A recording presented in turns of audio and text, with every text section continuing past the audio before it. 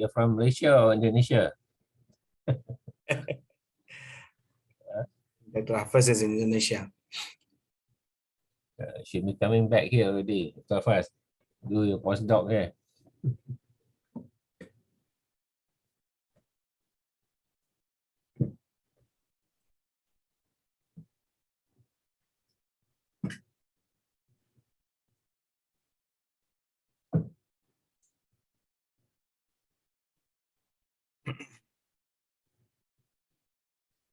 Okay, Dr. Hafas, the number is starting growing. Can we start? Yes. Okay. Allah. Okay, Bismillahirrahmanirrahim. Nahmaduhu wa nusalli ala rasulihil kareem. Amma ba'd, all praise to Allah. Peace and salutation to Rasulullah and all of us, ibadallah. Assalamu alaikum wa rahmatullahi ta'ala wa barakatuhu. Warahmatullahi wabarakatuh. Let me welcome all of you to this virtual seminar. And today we are going to have a very interesting topic. We've been discussing the Islamization of economics for quite long. Alhamdulillah, we have succeeded in Islamizing the economics. But today we are in a different, in deep discussion of this Islamic economics. We are talking about the scientification of Islamic economics. In other words, we are going to talk about the indoctrination of Islamic economics. I think we don't have any other eligible person to talk. Today we have in our board Dr. Hafas Furqani, quite famous for that kind of talk. And starting from the definition of Islamic economics, I think all of us know. When I teach the foundation, I need to refer to Hafas Furqani's writings, articles, to understand, to get the comprehensiveness of the definitions and all. So I'm very happy to have Dr. Hafas Furqani. He doesn't require introduction, but as a moderator, I have to say a few words, right? So Dr. Hafas is currently a lecturer at the Faculty of Islamic Economics and Business, Ar-Raniry State Islamic University, Banda Aceh, Indonesia, starting from 2009. He was a researcher at ISRA from 2011 to 2015. He received his Ph.D. and also he did his master's. We can proudly say this is from Department of Economics, IIUM. He also did his bachelor degree, Shari'ah Mu'amalah from State Islamic University, Syarif Hidayatullah Jakarta. Dr. Hafaz's work, research work, have been in many ways recognized, in many ways awarded by local and also international institutions. If I have to pinpoint, one of the paper is a theory appraisal in Islamic economic methodology, purposes and criteria, The paper was published in Humanomics 2012. Has been chosen as a highly commended award winner at the Literati Network Awards for Excellence in 2013. In fact, his PhD thesis, which is from IIUM, the Foundations of Islamic Economics, philosophical exploration of the discipline, also has been awarded gold medal at the 2012 IRIIE. So without further ado, I would like to present Dr. Hafas. Let us have a fruitful discussion today. فليتفضل مشكورا شيخ دكتور حفص فرقاني. The floor is yours. Inshallah. Alhamdulillah. Let me share the slide first. Yes.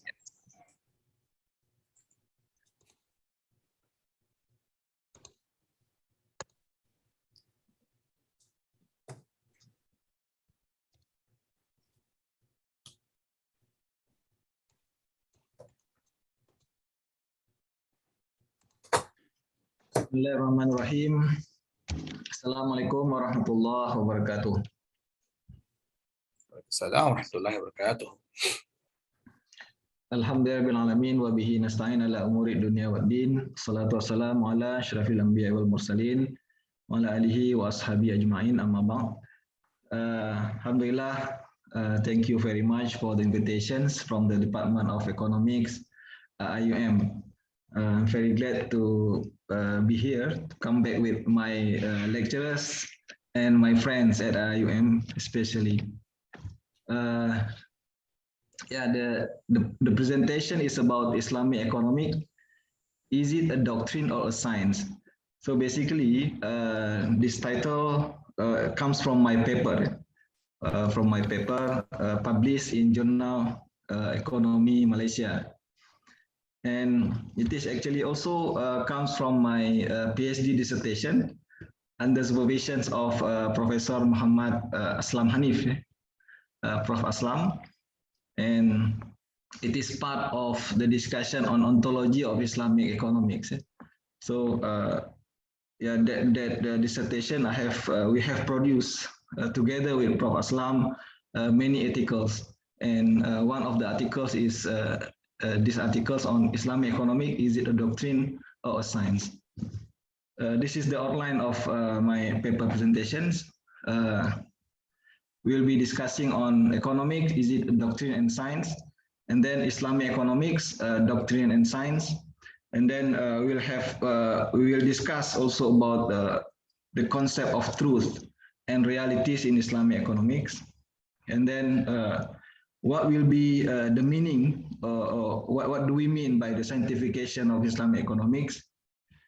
And then the interaction of doctrine and realities in Islamic economics. So yeah, it is very interesting if we later on can follow what will be the discussion among scholars. Basically, I'm not the one who initiate the discussion, because the issue has been discussed also by our scholars, Islamic economists. Yeah, but unfortunately, their discussion is not followed by the later generation in Islamic economic community.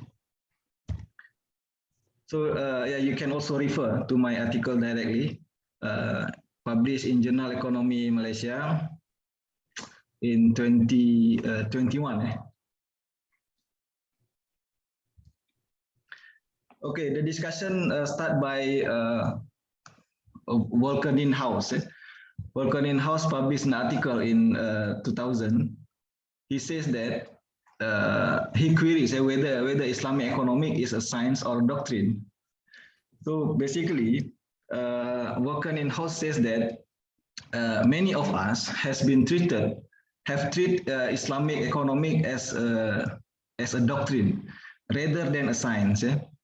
Because Islamic economics as a religious-based economics, many have considered Islamic economics is just like a doctrine that refuses to accept alteration instead of a science that is receptive to changes.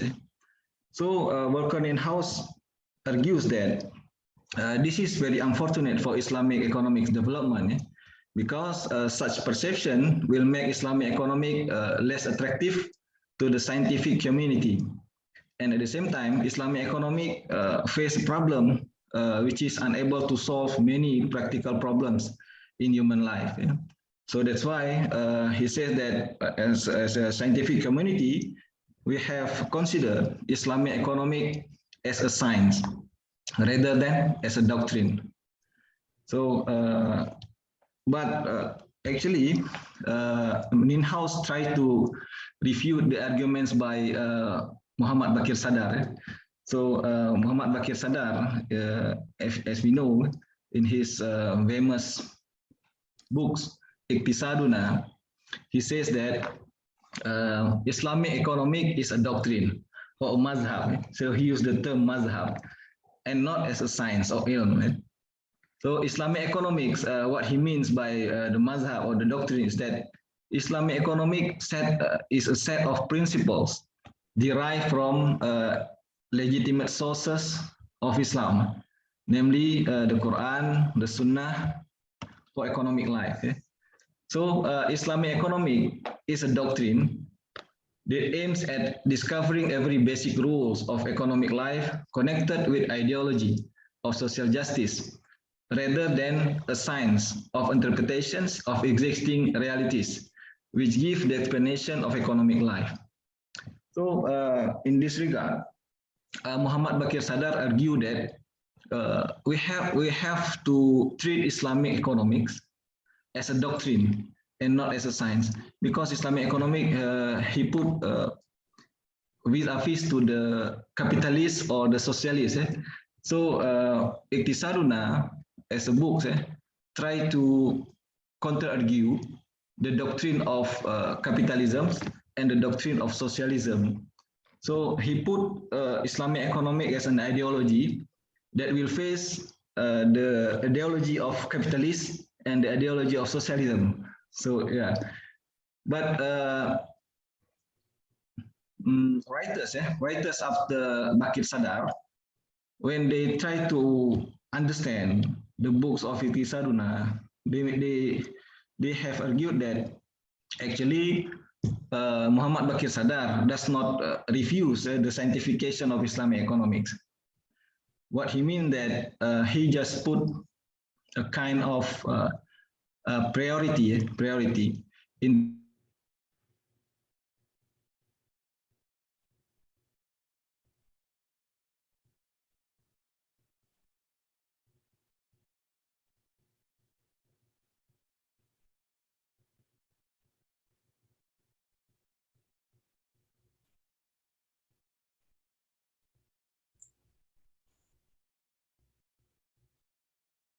Dr. Hafas? Are you there? Sir, maybe network is not stable. I see. Okay, let's give a few minutes. I'll try to contact Dr. Hafas. Okay.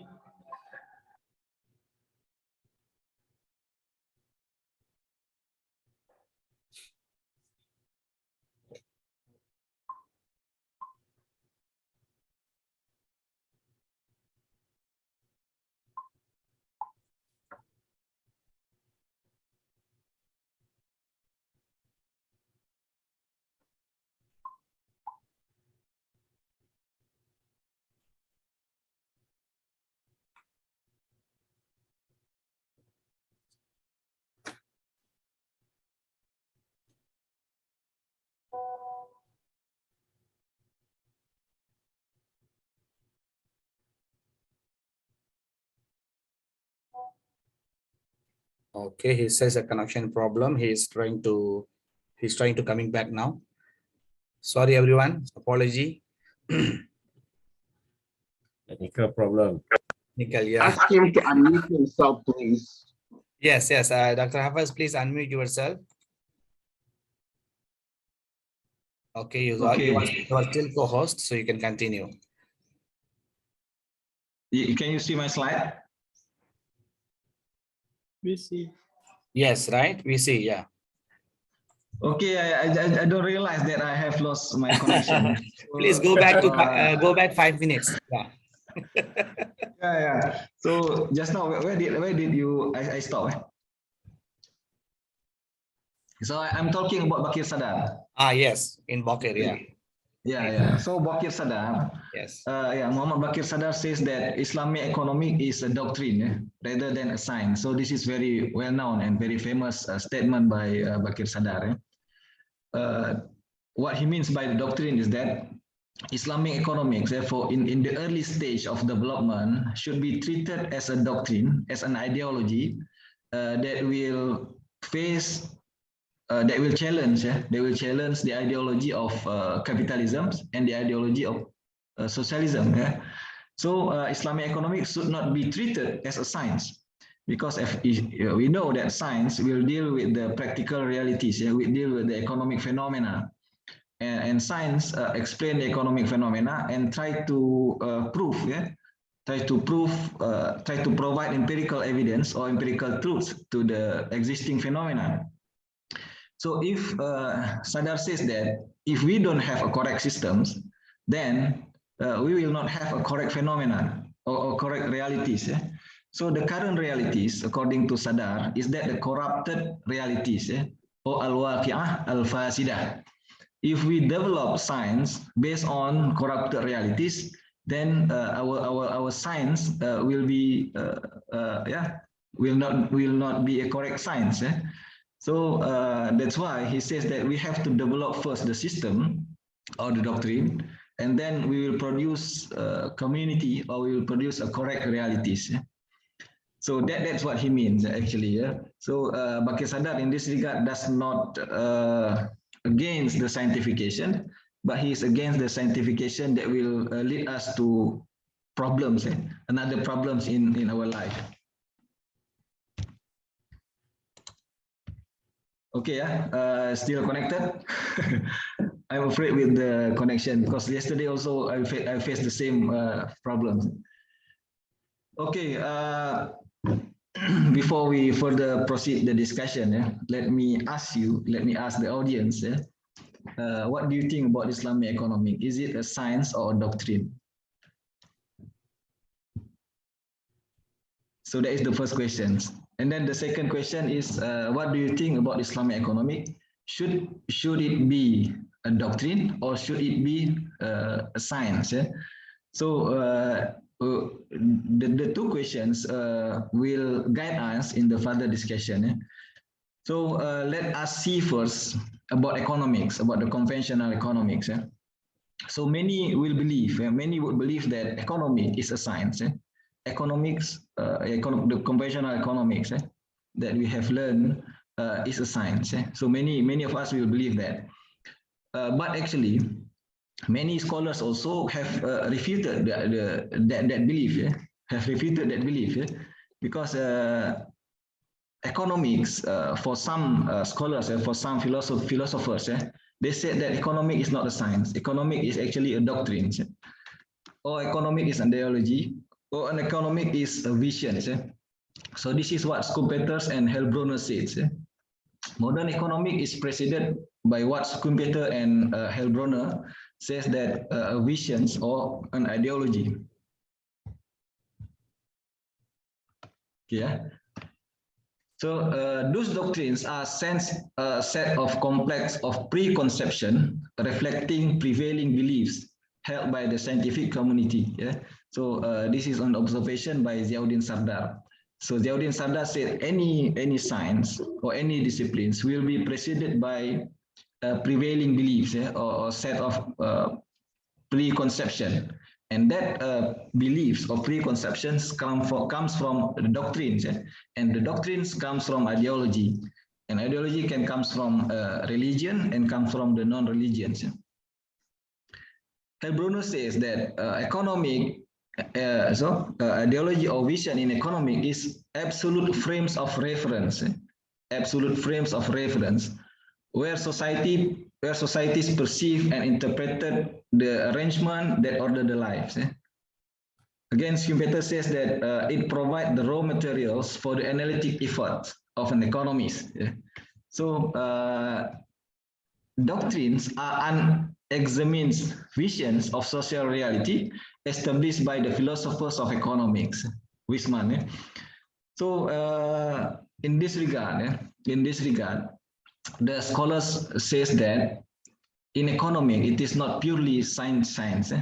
Economic, there is an element of doctrine, or there is an element of ideology. There is an element of certain beliefs, certain philosophy in economics, and that has been treated as an examined realities, or unexamined visions. And in fact, if we do scientification of economics, many evidence will just prove the truth of that doctrine. So, for example, human being is motivated by self-interest. So that is actually not realities. That is the doctrine that everybody must believe with that doctrine. And when we do scientifications, we try to provide evidence. Many of us will just says that we just provide evidence that it is correct. So that is that visions come from the philosophers of economics. Comes from the philosopher of economics. So Chapra and Manan, the early writers of Islamic economics, they says that in economics, there is the hardcore which must not be rejected or modified or protected from the falsifications by a protective belt of auxiliary hypothesis. So we seldom reject that doctrine. So and we just believe, and we often just provide evidence for the correctness of that belief. Okay, so in economics, there is an element of doctrine and an element of science. So modern economics is built upon certain doctrine, which is the doctrine of capitalism, that according to Spengler is the product of Western experience. So another writers try to connect the doctrine in capitalism with the social reality of Western societies.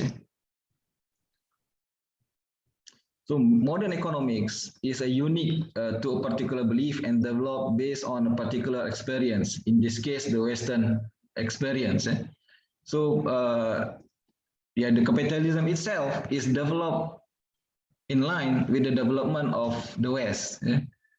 Starts from the Enlightenment until Renaissance, until Industrial Revolution, and until now. So it grows out with the development of the Western society. So in this perspective, economics has been used not only as a science, but as a supporting faith or an ideology or religions. So the scientification is basically try to support the belief, in certain ways. Again, Spengler says that, this is Joseph Spengler. His book is Origins of Economic Thought and Justice. He says that the content of economic thought was not initially independent of the socio-physical parameters of the society within which it developed, nor did it ever become completely independent, even in modern times. And then J.K. Galbraith says that the accepted economic models have not necessarily been the ones that illuminated reality. They have frequently served to divert intentions from question of great social urgency, which in established view had alarming implications for political action. Economics has not been a science, but a conservatively useful system of belief defending that belief as a science. So in this regard, there is certain visions in economics, and everybody will believe in that visions, and the science is just a tools for us to support to that belief. What about the Islamic economics? What about the Islamic economics? So the same argument also comes from our scholars who says that for Islam, Islamic economic, yeah, there is a doctrine. They contain a doctrine in Islamic economics. Fazlur Rahman, for example, define the economic doctrine in Islam is the economic principles. So economic doctrine is economic principles that provide a general and clear orientations towards goals and the particular economic problems, economic programs, plans, and blueprint. And then Prof. Muhammad Abdul Rauf, the former rector of IUM, he says that economic doctrine in Islam is a framework of the Islamic value system pertaining to human economic life.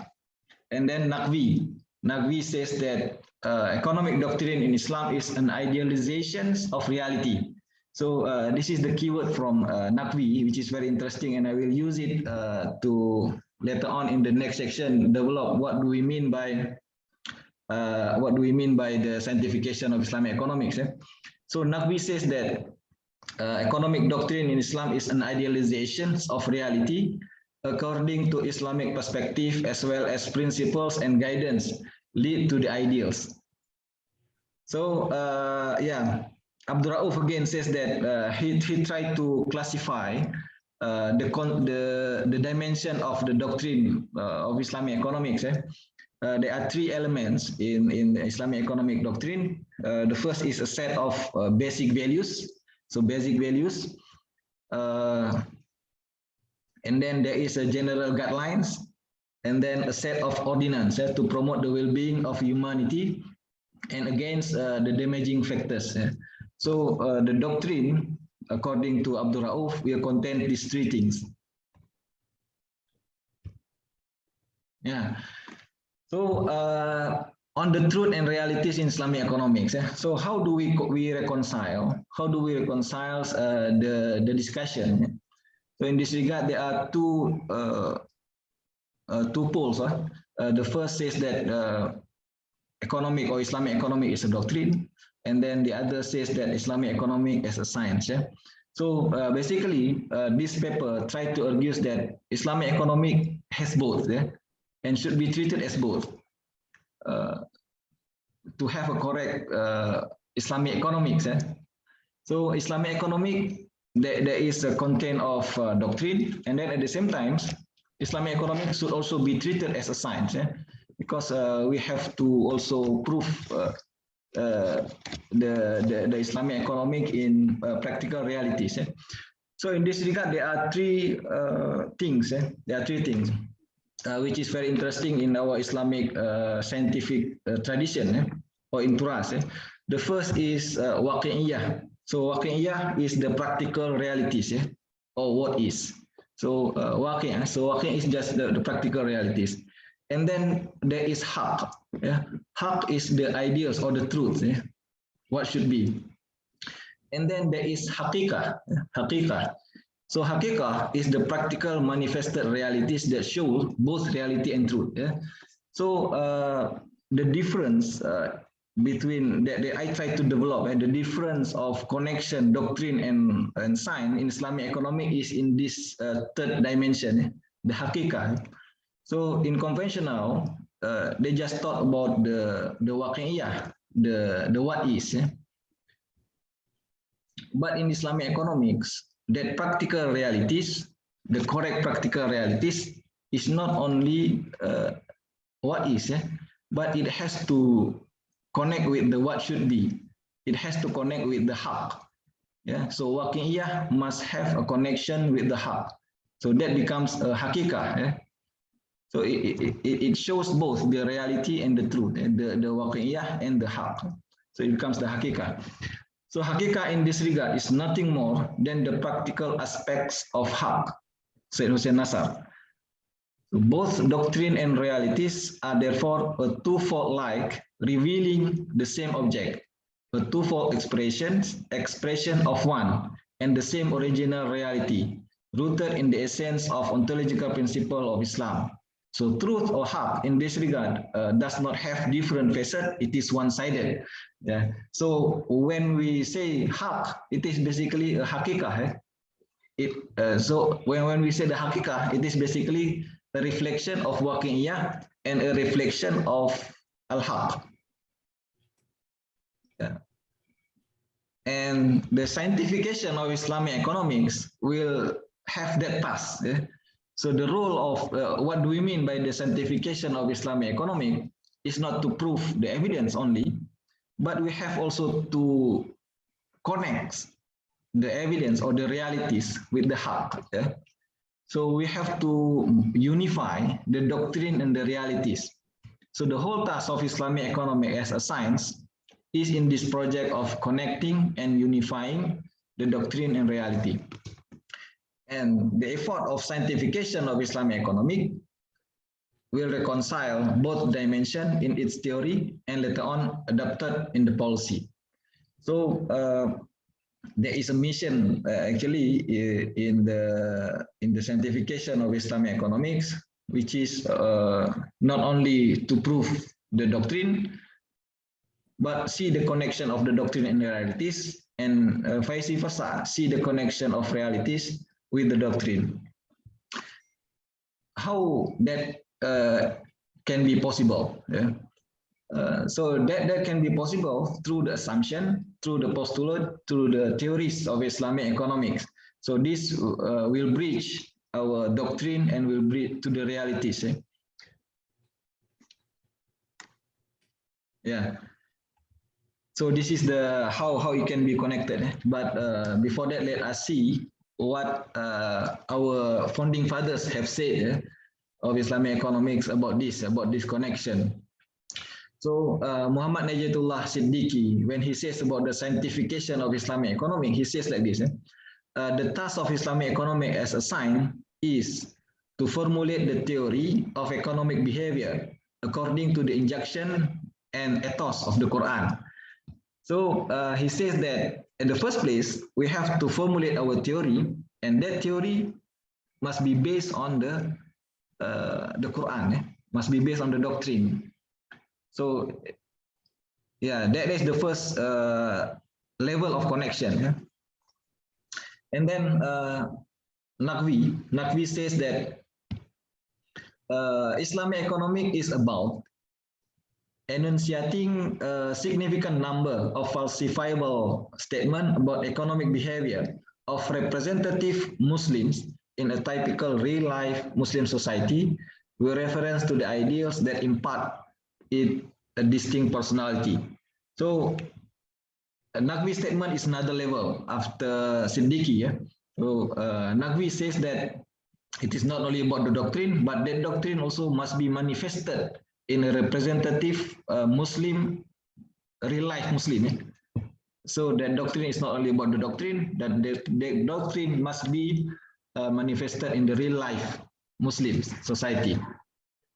And then Naqvi also says that Muslim economies should not create an impression that they are enunciating some synthetic universal truth without subjecting their theories to the toughest tests, and to discard all theories once enough contrary to evidence, a priori or empirical, becomes available.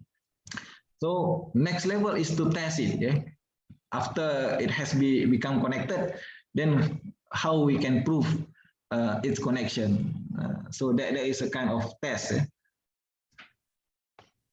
So as a sign, Islamic economy is basically a means to achieve the goals promised by the doctrine, as well as a tool to analyze the practices in the light of doctrine. So Abu Saud is among the pioneers as well in Islamic economics. He says that Islamic economics is a means and a tools, a means to achieve our goals.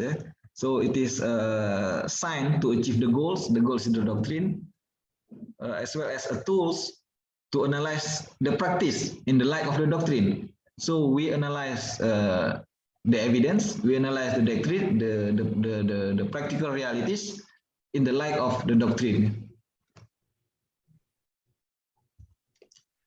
Yeah, this is what we propose, how it can be connected. So the connections comes from the theory itself. So the theory, developing the theory or theory appraisals, we have tried to also to develop another paper with Prof. Aslam Hanif on theory appraisal in Islamic Economics, published in Prof. Masudul Alam Chaudhuri journal, International Journal of Ethics and System. Please refer to that journal. So basically, we have these two dimensions, doctrine and realities. Yeah, we cannot divorce the doctrine and realities, because the Tawhid principle try to unify both the doctrine and realities. And the theory is the connection is possible made by the theory. So the doctrine, we have to deal with the doctrine first. Yeah, we have the doctrine, and then we develop what are our doctrine based on the epistemological sources, the Quran and Sunnah, and then we set up the goals and interpret the ideals, and then translate them into a set of behavioral norms, assumption and hypothesis. So our assumption should come from also the doctrine. Just like the conventional economics, the assumption will also comes from the doctrine, but that doctrine is problematic because it is comes from the materialist worldview and comes from the individualist worldview. And then after we set the assumption, just like usual, we evaluate the practices, and we see the practices, whether the practice connected with the assumption. So this will provide a positive knowledge about the practical realities, and then we analyze, is there any gap between realities and the doctrine and the assumptions. So this becomes our evaluation. If there is a gap, then means the doctrine and realities is not connected. The next question is why it is not connected. What should be what is our suggestion or recommendations so that reality is connected with the doctrine, and then the doctrine is connected with the realities. Okay, Brother Aslam, you still follow? Yes, I do. Go ahead. Yeah, and then interaction of doctrine and realities in Islamic economics. So the paper tried to argues that actually you have to connect with the doctrine and the practical realities. And sanctification, what do we mean by the sanctification is that sanctification is the connecting the doctrine and realities and connecting the realities to the doctrine.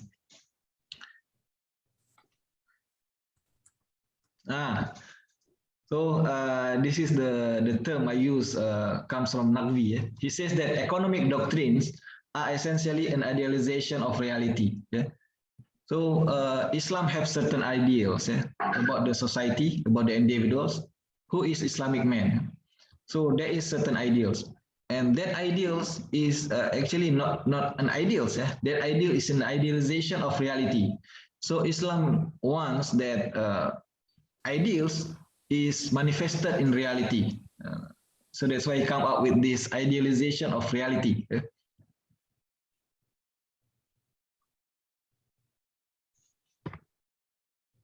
Okay, on the other hand, practical manifestation of the doctrine. So yeah, on one hand, we have idealization of reality, and on the other hand, we have a practical manifestation of the doctrine. So doctrine must be manifested also in the realities, and the realities is the practical manifestation of the doctrine. So just now, Syed Hussein Nasar said that it should be two faces, but it is one-sided. Yeah. Okay. So I think that's all.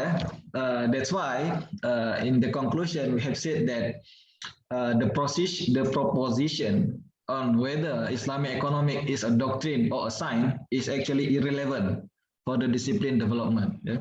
So we cannot separate Islamic economics from the doctrine, and we should not be treated Islamic economics not as a science. So that's why it contains both. It contains both the doctrine and a science. But the problem currently is that how we can reconcile both the doctrine and science in Islamic economics. How we do the scientification of Islamic economics, whereby the idealization of realities is there, and then the doctrine is the practical manifestation and of the doctrine. So how we can achieve that ideals in our development of Islamic economics. So we have argued that Islamic economics is developed based on Islamic doctrine on economics and attempts to manifest the doctrine in practical realities, and the practical reality is therefore the manifestation of doctrine and vice versa. Doctrine must find its roots in practical realm. So if we can achieve that, then our waqi'iyah and haq is connected. And when we say the haqiqah is actually the manifestation of waqi'iyah and the haq. So moving forward, this could only possible if the intellectuals or the Islamic economic community are willing to put their attention to firstly discuss the philosophical foundation of Islamic economics as a science and as a system, which consists of worldview, paradigm, epistemology, key terminologies, methodologies, and ethical foundation, before they discuss further the body of knowledge of Islamic economic science or the practical operation of Islamic economic system. So this comes from Prof. Muhammad Aslam Hanif. So he always believed that actually we have to firstly set up what will be our ideals. We have to firstly make our foundation solid, the foundation of Islamic economics. If we call it as a science or as a system, we must have to firstly develop our philosophical foundation. And then later on, we deal with the practicalities and see what will be the feedbacks. So the philosophy itself is not just one-time discussion and then finish, and then settle. It will take a long time debate and discussion, and then it become more solid, and then we'll see the growth of Islamic economics later on in line with the time. Okay, Dr. Aslam, this is the reference. You can see I quote early writers of Islamic economics who have tried to put effort to discuss the ideals of Islamic economics. Abdul Rauf is our rector in IIM. He has a very important book, Ummah and the Muslim Nation. What will be the ideals of Islamic society, or as individual and as well as a society. Then Muhammad Abu Saud toward Islamic economics and Asadar. So we have to discuss all this, and we have to reread their books to understand what will be their vision. Their vision, just like we have to understand what is the Adam Smith visions or John Keynes vision when they try to develop economics. Thank you very much. Assalamualaikum warahmatullahi wabarakatuh. Waalaikumsalam warahmatullahi ta'ala wabarakatuh. Jazakumullahu khaira, Dr. Hafaz, for a wonderful session. MashaAllah. We really enjoyed, we really benefited. I know it's a lot to take in, especially the Friday morning. Before Jumu'ah, we had different kind of khutbah before the khutbah. Amazing, mashallah. Discussing about this reality and doctrine. Basically, we are discussing, in words, we can say that we are talking about the dunya and akhirah. We are talking about this, philosophy and our belief. Like synthesizing these two aspects, amazing. When you put words in this, I think everyone can understand, especially the Western scholars can understand. That's what how I see you have formulated, you developed this idea of understanding this doctrine and the scientification of Islamic economics. Once again, I thank you very much for this wonderful presentation. So now I'm going to open the floor. Of course, there are, mashallah, questions are keep on coming. So before I go and address the question, all right, so please give me some minutes, yeah. Before I address the questions, I just open the floor for our scholars. And of course, they know you very well. You also know them. MashaAllah, some personalities are here. So I would like to ask our colleagues, our members from the department to, open the session. Just say a few words. I call our colleagues from the department. Anyone would like to have a chit chat with our Dr. Hafas here? Please go ahead, and then we will address the questions.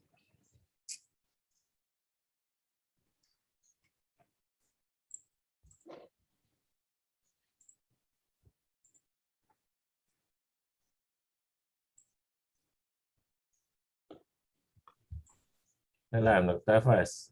Yes, Prof. Is there any plan for you to come and do your postdoc here, or you done the postdoc already? Inshallah, if there is an opportunity, I will come, Prof. Inshallah, inshallah, soon. Opportunity. I think you can do online now, no problem. Yeah. Yes, you don't have to come here. Through online. Assalamualaikum. Assalamu warahmatullahi wabarakatuh. Tafadhal, Doctor. Thank you, Brother Chairman, Dr. Aslam Akbar, and thank you, Dr. Hafas, for the beautiful presentation. I'm sorry I have to off my camera because it's fall down last night and I haven't put in a proper position. Yeah. Right, it's all right. Okay. My name is Muhammad Arshad.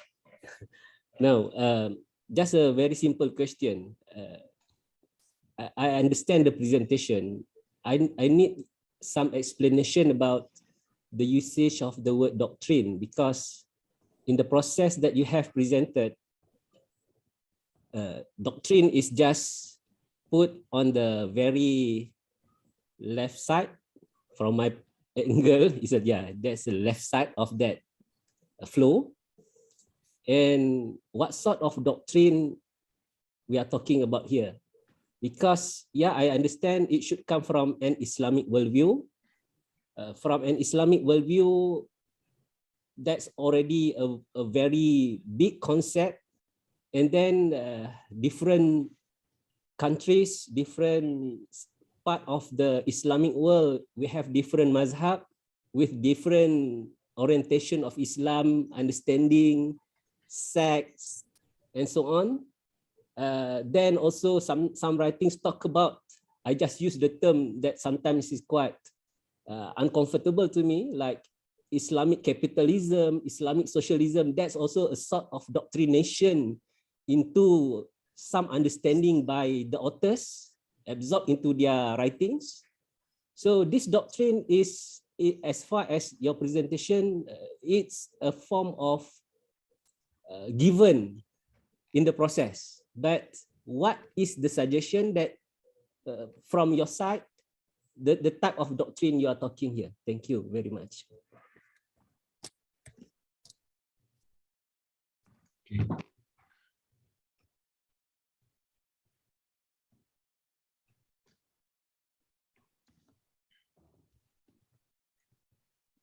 Okay, thank you, Dr. Naha, for the questions. It's very also not easy to answer the questions, because my purpose is just to shed, firstly, at this level, to shed some light that actually there are certain doctrines in science. But what we mean by the doctrine itself, so that will trigger another debate and discussion, and we will also, of course, if we try to develop it, we will produce many papers on try to clarify what do we mean by the doctrine. Because just now I put some definition of the doctrine in Islamic economics. So there is a definition from Fazlur Rahman, Prof. Fazlur Rahman, Pakistan, so well known. He says that in his paper, Economic Justice, says that economic doctrine means economic principles in Islam. And then Prof. Abdul Rauf, he says that economic doctrine is a framework of Islamic value system. And then Naqvi, economic doctrine mean an idealization of realities. So just like Aqidah, if we try to develop what are our doctrine, I believe there will be many differences as well among the scholars. So even though it is very clear, muhkamat from the ayat, which is very, very clear, muhkamat, but we cannot deny there is possibilities to have differences. So when we try to clarify later on the doctrine, I believe there will be many differences in the Muslim scientific community. But what I mean here is that we must have that doctrine, irrespective of what will be the content of the doctrine itself. So that for in Islamic scientific community, in Islamic scientific traditions, that doctrines will follow certain mazhab as well. So when we try to develop that doctrine, it just follow the scholars' mazhab. But if we can have reconciliation, especially when we try to develop that doctrine, that will be good for the development of Islamic economics. Because any science cannot run away from that immutable principles, which is doctrine, which is the dogma, which is the vision or an ideology, as says that by J.K. Galbraith and Hellbrunner. It's like capitalism, unless they have certain belief or certain immutable principles that become the foundation, the capitalism cannot grow. So in order for us to grow, we must have that foundation. So that foundation is the doctrine or the belief system. But when we try to develop what will be our doctrine, so that will depends later on the scientific community themselves. So the most important is that we try to propose what will be the doctrine in Islamic economics, and then the scientific community will discuss it in a discourse, and then what belief that will be believed by the scientific community, that becomes a doctrine for the science of Islamic economics. I think that it will be something like that, Dr. Naha. Maybe if you have any ideas on how we can develop the doctrine, that will be good. If I can just add something to the discussion, I'm not comfortable with the word doctrine, but for the poster of your presentation, that's inviting. Marketing wise is good to use the word, but to put it as a flowchart, model, methodology, I would suggest a much more softer and more appealing word such as ideology, because doctrination is more biased to negative side. I can give a sentence, for example, those who come to my Foundation of Islamic Economics course, if I say I will indoctrinate you to my certain idea, I think you will not register to my course. Right? So doctrine is a good marketing word for the presentation, but I think the problem with doctrination. We can use Bakir Sadar terms, mazhab. Mazhab also will shy out certain other people not from the same mazhab. Ideology also will create that dichotomy, right? But I think doctrine is much harsher, because remember now we are facing with this Islamophobia and so on. The West in particular, if you say you come to UIA, we will indoctrinate you with some Islamic understanding, that's not appealing. We know that you go to Chicago University and so on, you will be indoctrinated into this free market ideology. But they never sell that. They don't sell that, right? So that's just my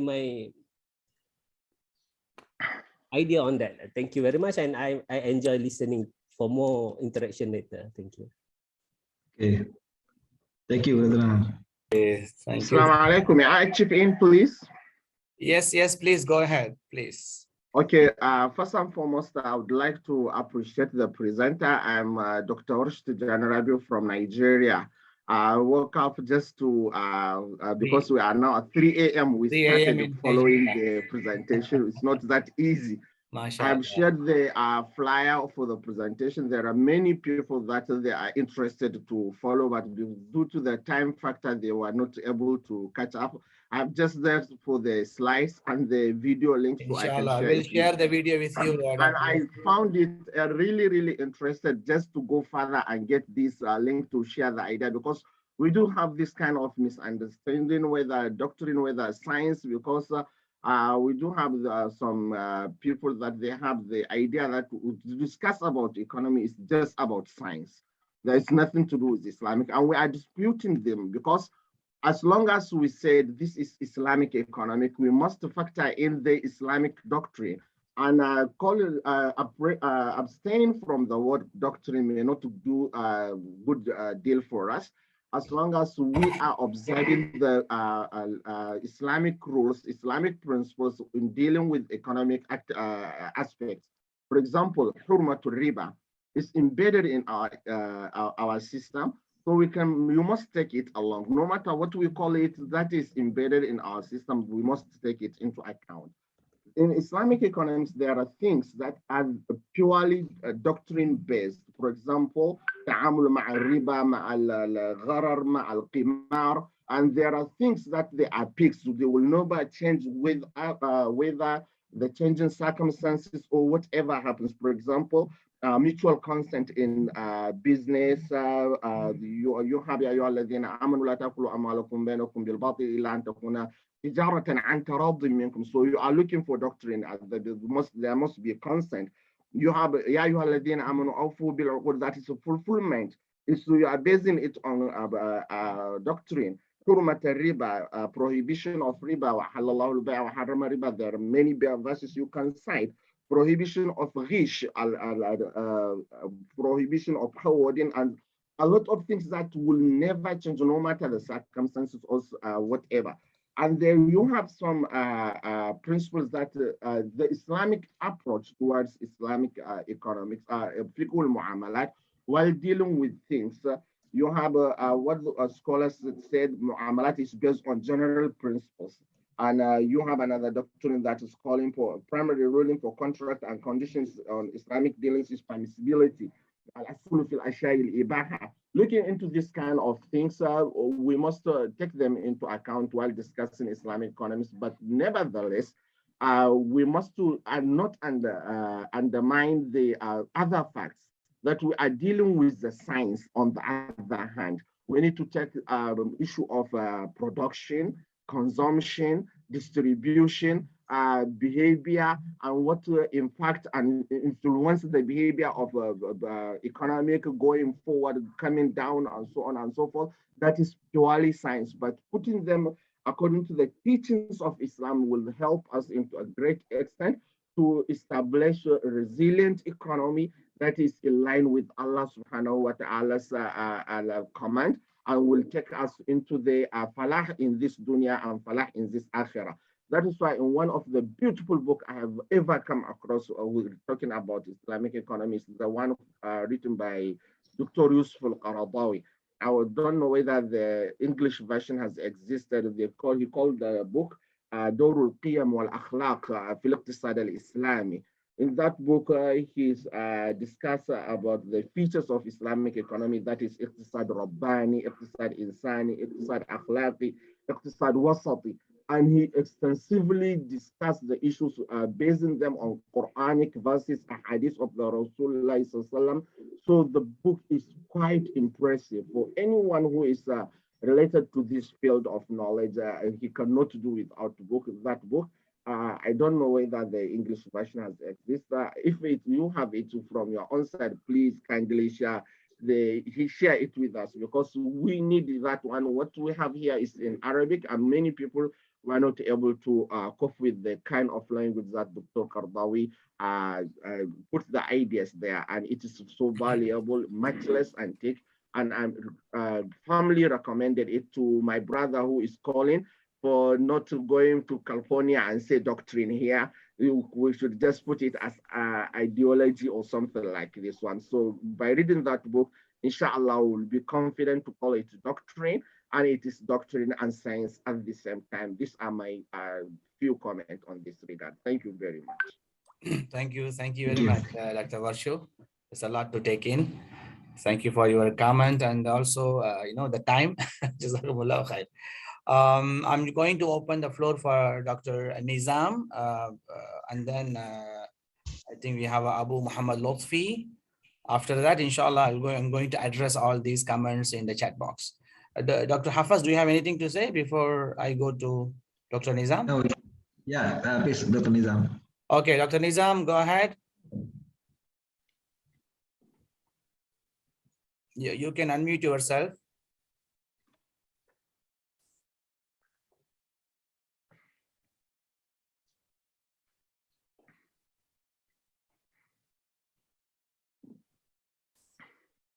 Dr. Nizam, are you there?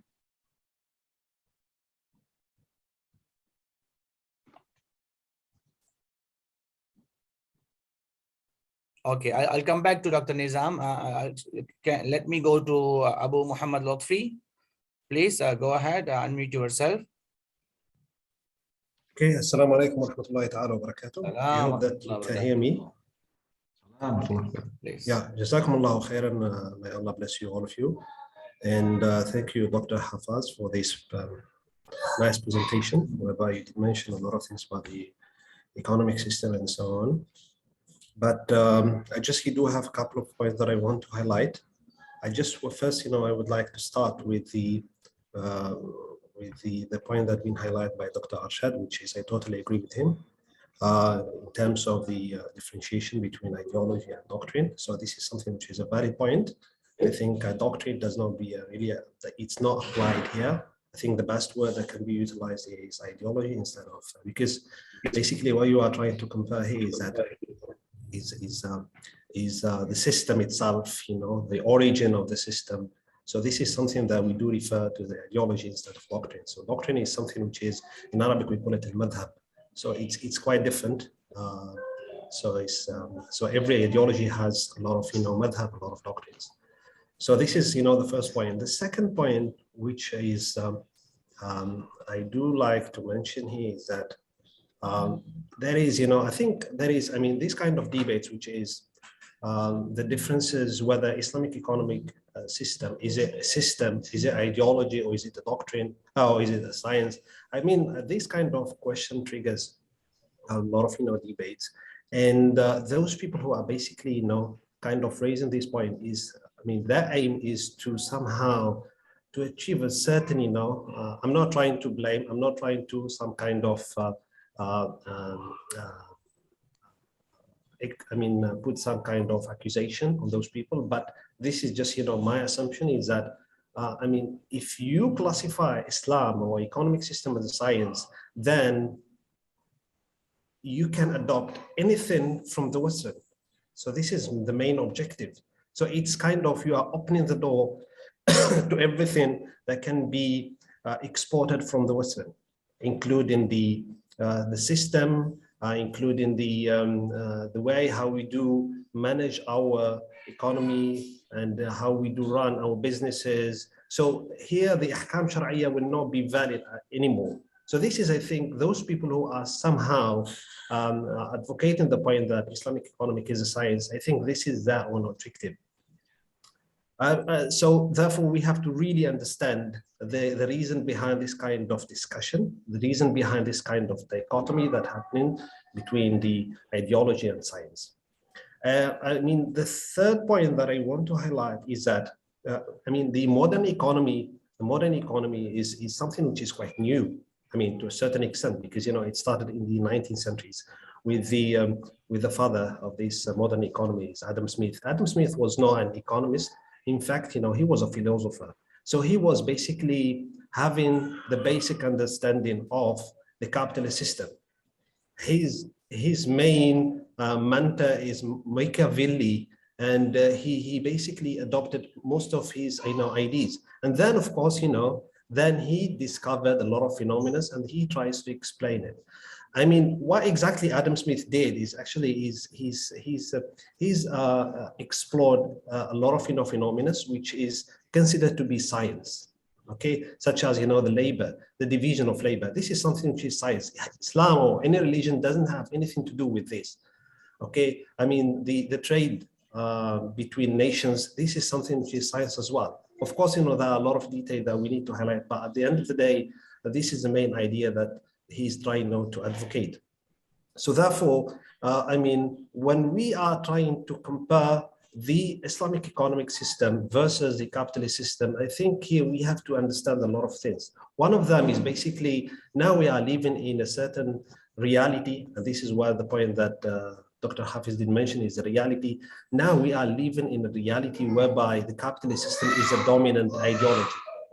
Economic system does not exist at all. It's still in the books, all right? And Islamic economic requires a state that believes in Islamic economies, okay? And you cannot really merge between Islamic economic and capitalist system, and you are expecting a really, a noble society or noble economy like what we used to have in the golden era of the Muslims.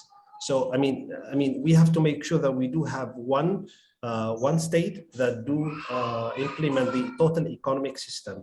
And here I want to point out is that the scholars of Muslim scholars, they did write a lot of things about economic system. But unfortunately, it's not unfortunately, but it is something that, because, the scholars, the Muslim scholars, they used to mix between a lot of, points, a lot of subjects, a lot of topics in one book. Okay, let's take the example of a book of Al-Mawardi. So you can find a lot of things about economy. If you go to Muqaddimat ibn Khaldun, you can find a lot of things as well about economy, but they are not considered to be an economic books. Okay, so I mean, we do have a lot of literature that explain the economic system, the Islamic economic system, but since there is no state that does really take out the Islamic economic system, then we are somehow, literally, we are just, kind of repeating the same statements. And this leads me to the fourth point, is that now most of the literature that have been discussing the economic system, unfortunately, they do really, they don't give a value to the economic system, the Islamic economic system. They try just to talk about the behavioral economic system as if Islam just only comes as an ethical system. No, Islam is a total religion. It is a comprehensive religion. It does deal with explain the properties, the private, public, state. It does explain as well, the rule of lands, Ushuriyah or Kharajiyah. It explains as well the different type of currencies, nuqud, dhahab or fidda. It does explain as well, the foreign trade and its rules. It has, from the current economic, the term that we can utilize it is, it has its own macroeconomic point of view, all right? And it has all the details. Now, Islam as well allows the human as well to develop the way how they can grow their own businesses. This is Islam does not involve, and this is where the science comes. All right, Islam allow. If let's take the example of customers' behavior. So Islam does not go against this kind of studies, marketing, and so on and so forth. So Islam does have the principles as well. It does not go against science, a science that grows, that develop the way how you run your businesses, how the company is generating the profits, how the corporate governance, how you appoint, what are the qualifications, what are the tools that you need to do, to adopt in order to make your business much more better, and so on and so forth. And this is exactly, so there is a lack of really, comprehensive literature that really, provide a better understanding of the economic system. And because this is my point of view, is because most of the people who wrote about Islamic economic system, they don't have the economic background. They are coming from Sharia, all right? So that's why, when they start discussing the economic system, they just bring the ethical behavior to the economy. No, it's not this is the case. So we have to understand the full picture behind the Islamic economic system. The last point, which is I'm gonna add, and I'm really sorry for being, quite. I mean, Yes, talk could a you lot. please conclude? Thank you. Yeah, exactly. The last point, which is just, a remark that I did notice, is that in terms of references that Dr. Hafiz did mention, I didn't see one of the most important books that being kind of presented to the public, which is a book of Islamic economic system. The book of Islamic economic system, which has been written by Taqiyuddin Nabhani. I don't know exactly. This is one of the masterpieces that has to be, provided to the people who can really, study the economic system. And this book, was somehow published in 1970, 1950. So, and it was that. But because there is some kind of, because Taqiyuddin Nabhani was the founder of Hizb ut-Tahrir. So I think there is some kind of negligence behind this book.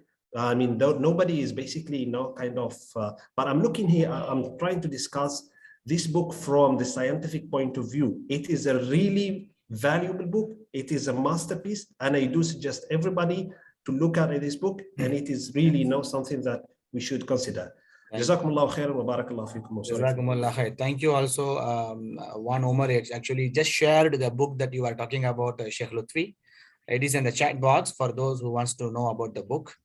Thank you very much. It's a long, comment at the same time, insights. Dr. Hafas, do you want to say something? Thank you very much for the comments. Firstly, from Dr. Warshu, this very enlightening comments, and then from Dr. Abu Muhammad Lutfi as well. So I agree with your comments, and in fact, many of us, many of the scientific community is a kind of have been forced to believe that science is neutral or science is universal, and in fact it is not. Science is not neutral. There is values, but as Prof. Zubir Hassan says, that what values are there in science? So the question is not science is value free or it is value laden, but what type of values is there? So that is the points from Prof. Zubir Hassan when we follow his lecture in IUM. So we have to scrutinize what type of values, what kind of values in science. So the same thing in Islamic economics is in Islamic economics, we try to promote Islamic values in which we believe that this is universal values. So Islamic values is a universal values. It can be applied to all types of human beings who believe in these values. So this is the very right values that can be applied to all humanities. I agree with Dr. Muhammad Abu Lutfi comment just now. So now science become a creed, become scientific creed. It is become a belief. Science become a belief systems that everybody is it has been forced to believe with that scientific propositions or scientific statement. So as if anything that is scientific, it is claimed to be good and claimed to be universal. In fact, meanwhile, according to Prof. Zubir Hassan, we shouldn't believe like that. We have to scrutinize what values inside the science. Is it correct values? Is it the values that is in line with the Islamic principles or not? Yes. Thank you, Dr. Aslam. Maybe we can proceed with the Dr. Nizam. Okay, good, very good. Dr. Nizam, I think. I'm so sorry. Yeah. Please proceed, Dr. Nizam. Yeah, Bismillahirrahmanirrahim. Assalamualaikum warahmatullah.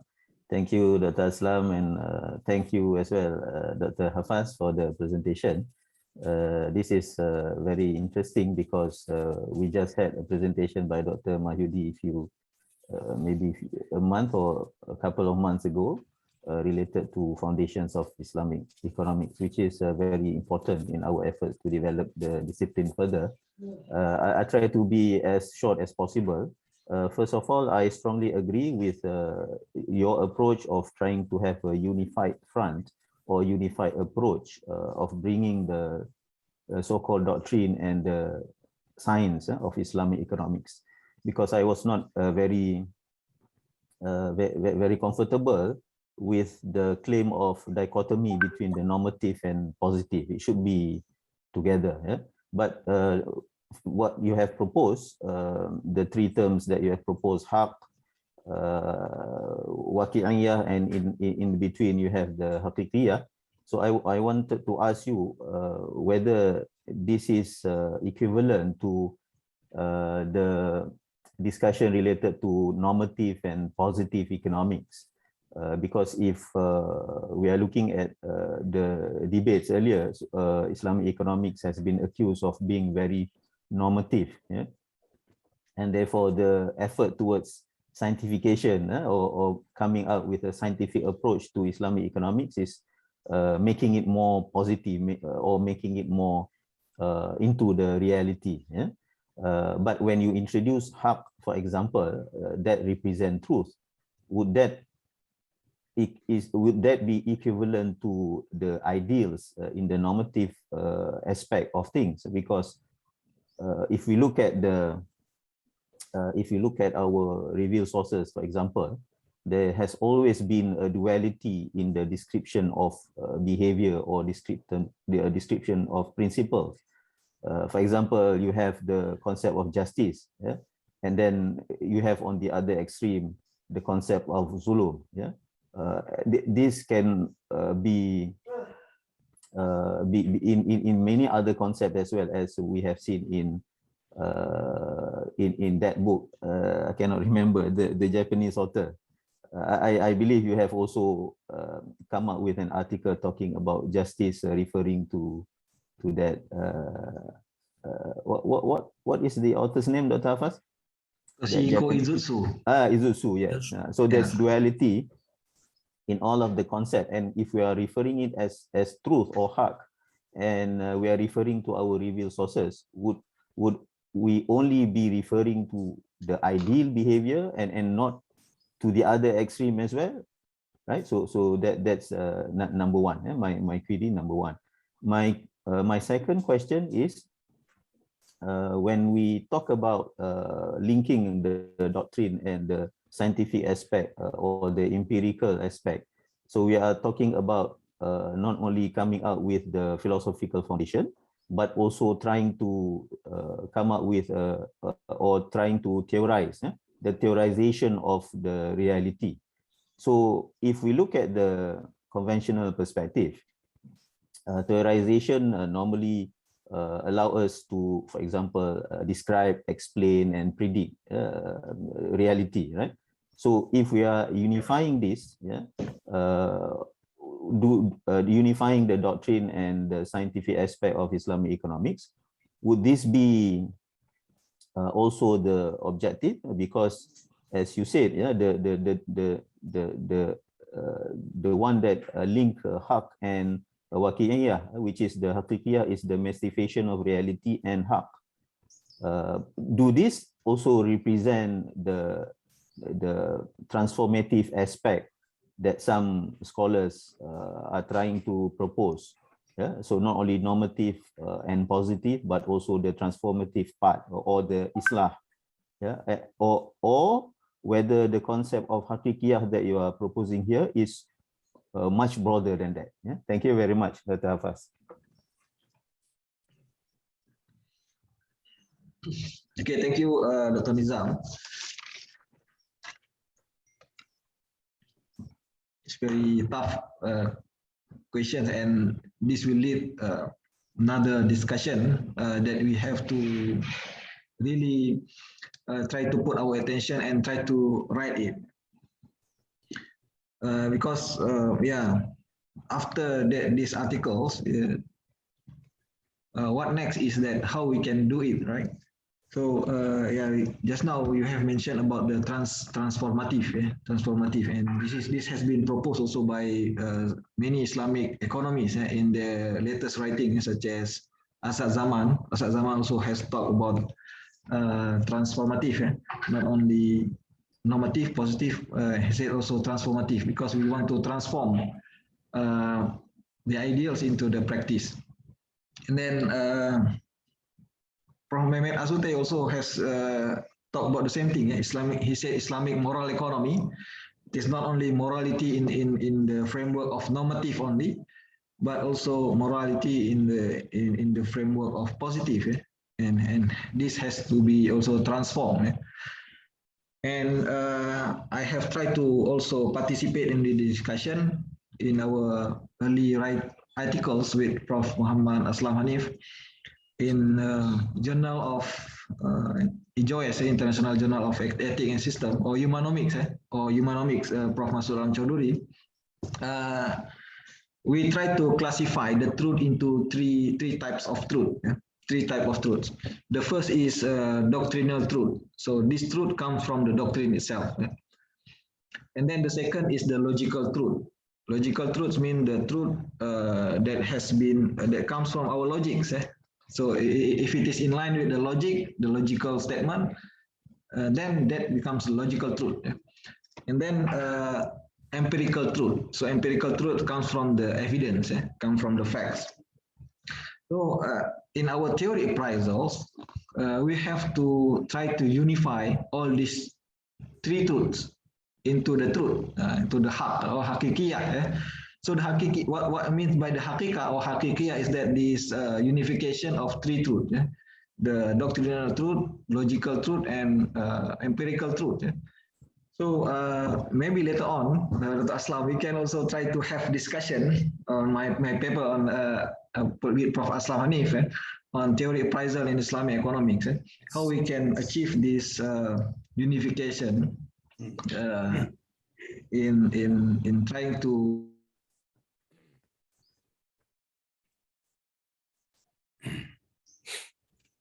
Dr. Hafas, are you there?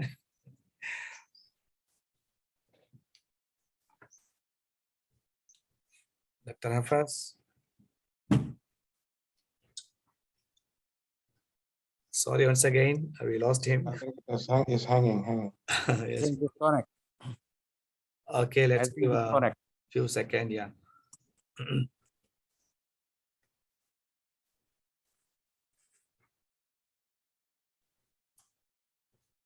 Shall try to reach him.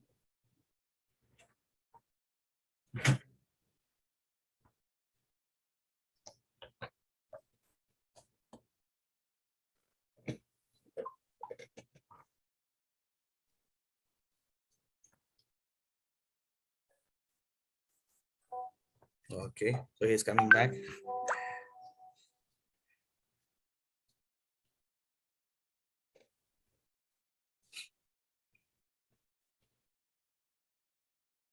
Yes. Yes, Dr. Hafas, continue with, we are planning to have another one with Prof. Aslam. Yes, from there.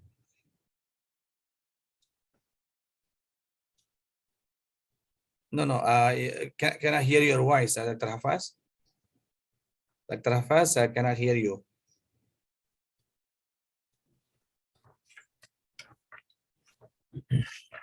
Dr. Hafas? Dr. Hafas cannot hear you. I think he also cannot hear us. Dr. Hafas, do you? Okay, let's proceed with next question. Like he mentioned just now, I think we have Prof. Mom here. I think Prof, do you want to say something? He while he is trying to connect. Yes. I think if he doesn't connect, then you say something. I think he should be in first before we. Yeah, he okay, he said he's trying to connect again. Yeah. Yeah. Again, yeah. This is the speaker, so. Yeah.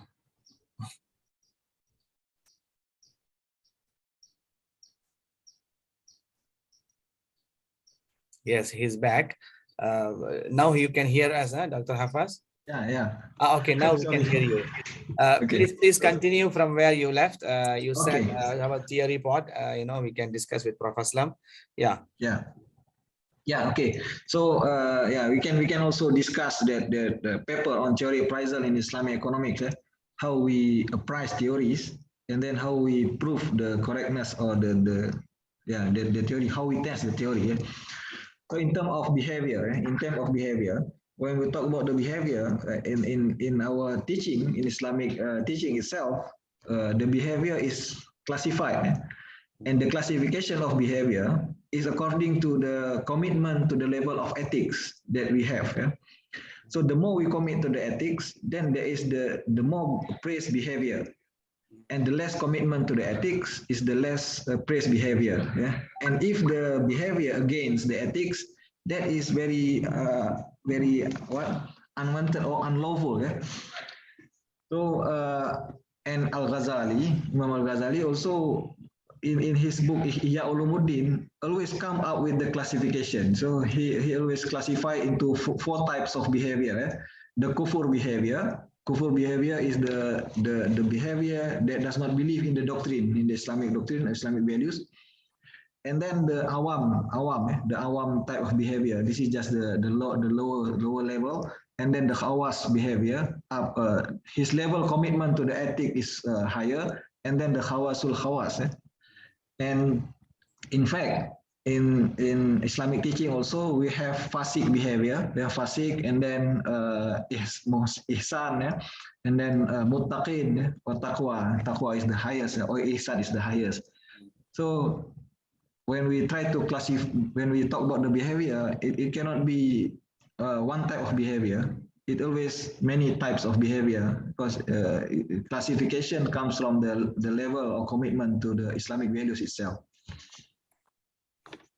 Okay, Dr. Aslam. Okay. That's good. Let me, there is a Prof. Mom is with us. Prof. Mom, do you have anything to add, comment, feedback? Yeah. Yes, first of all, I would like to thank Dr. Hafas, and I think he managed, mashallah, to present a lot of things, which I think, if taken seriously, could help in paving ways for the development of Islamic economics. What I just want to make clear is that there is still some bit of confusion about our primary source, that is the Quran and Sunnah. When people look at Quran and Sunnah, just like the first other person asking says, sometimes we think Quran and Sunnah is a theory. But Quran and Sunnah is not a theory. These are axioms, if we go by the English language. These are evident truth. And in fact, a lot of things revealed in the Quran and Hadith. This reflects the reality on the ground. These are facts on people's behavior, just like Hafaz rightly said, the different kind of behaviors that exist. So I think the challenge here is now how we Muslim economists could make use of those ideals or behavior or the explanation, the axioms in the Quran, so that we can develop a practical theory to measure these ideals with the sample that we have on the ground.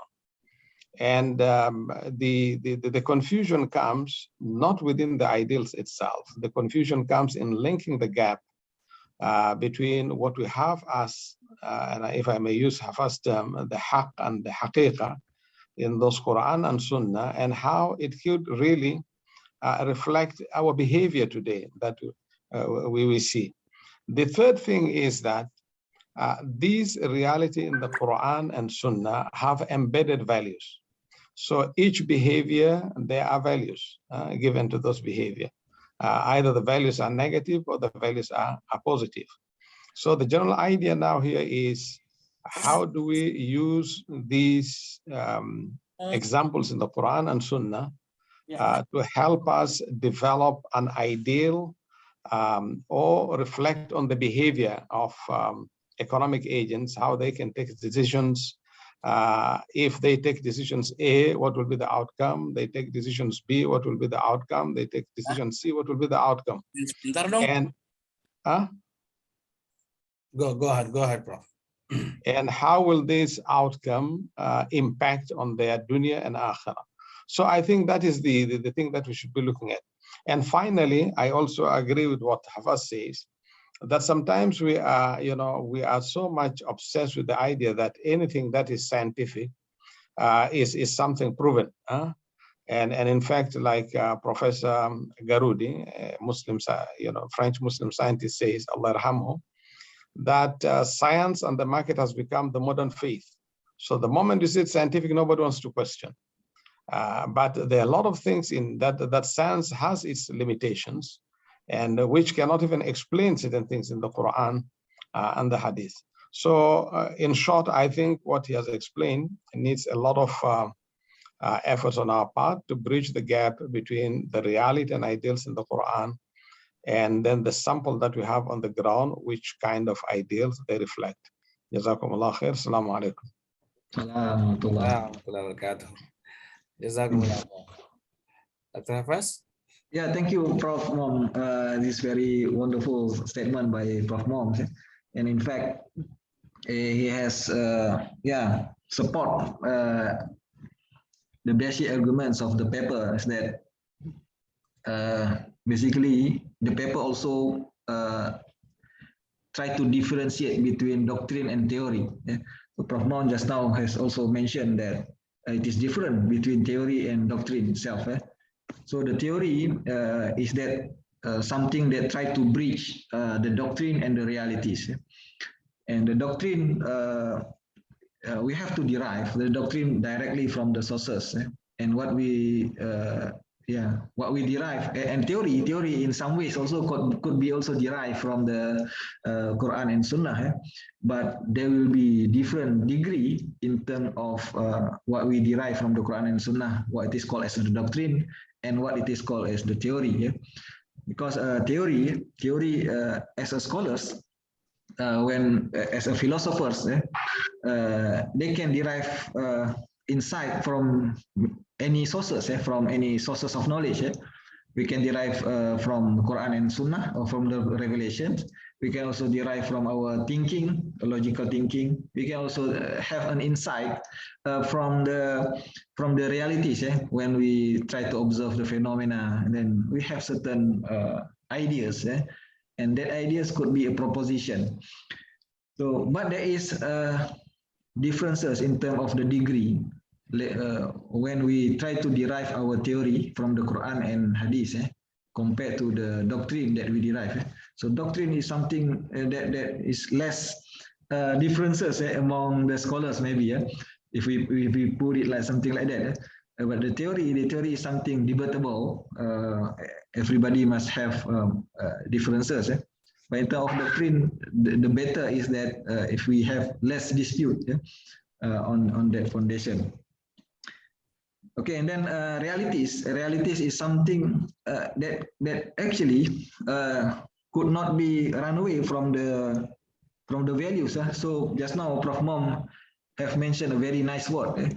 So reality in any realities is always embedded values in reality. So the problem is whether that value is negative or positive. So in our action also, we do in any human action, also always embedded with values. So, but what type of values is there? So that is the problem. Is it positive values or negative values?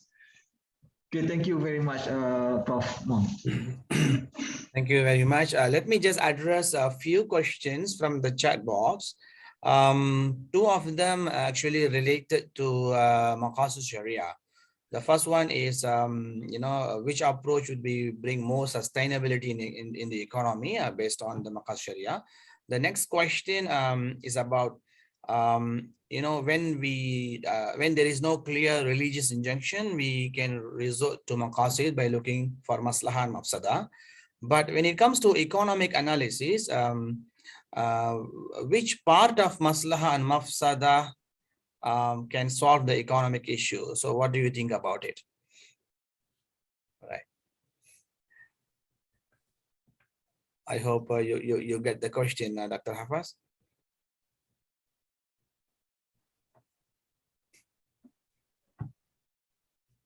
Or I think it's a technical issue again.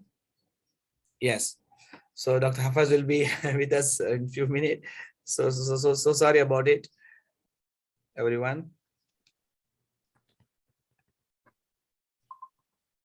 We'll be back with us, inshallah, less than 10 seconds.